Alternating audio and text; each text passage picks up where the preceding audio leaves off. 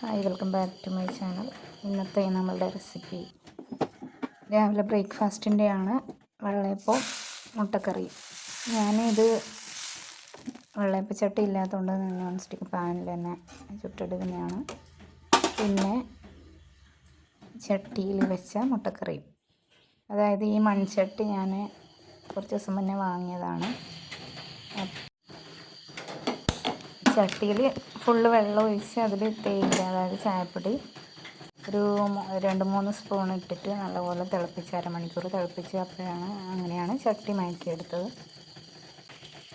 ഇത് ഞാൻ ആദ്യമായിട്ട് ഇപ്പോൾ മുട്ടക്കറിയാണ് വെക്കുന്നത്. മുട്ട റോസ്റ്റല്ല, മുട്ട അരച്ചാണ്, തേങ്ങ അരച്ച മുട്ടക്കറിയാണ്, മുട്ടച്ചാറാണ് വെക്കുന്നത്.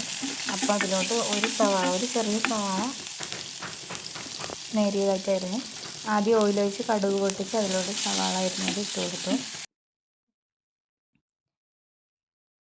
അപ്പം മുട്ടക്കറി ഉണ്ടാക്കി രാത്രിയിലാണ്, രാവിലെ വെള്ളപ്പം ഉണ്ടാക്കി. അപ്പം അങ്ങനെയാണ് രണ്ടും കൂടി കോമ്പിനേഷൻ വന്നത്. അപ്പോൾ മുട്ട പൊളിക്കാമെന്ന് മോൻ പറഞ്ഞിട്ട് അവൻ മുട്ട വലിയുന്നുണ്ട്.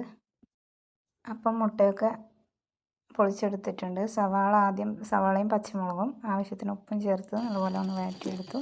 പിന്നെ തേങ്ങ അരപ്പ്, ഞാൻ പച്ചത്തേങ്ങ തന്നെയാണ് അരച്ചത്.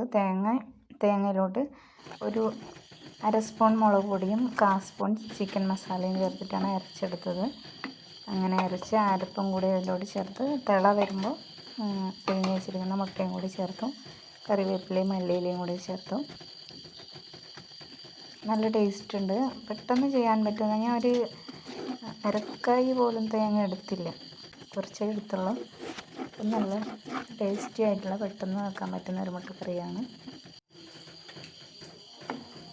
അപ്പം പിന്നെ ഞാൻ വെള്ളയപ്പം, ഇത് രാത്രിയിൽ ദോശയും മുട്ടക്കറിയായിരുന്നു. പിന്നെ രാവിലെ ഞങ്ങൾ വെള്ളയപ്പവും മുട്ടക്കറി ഉണ്ടാക്കി.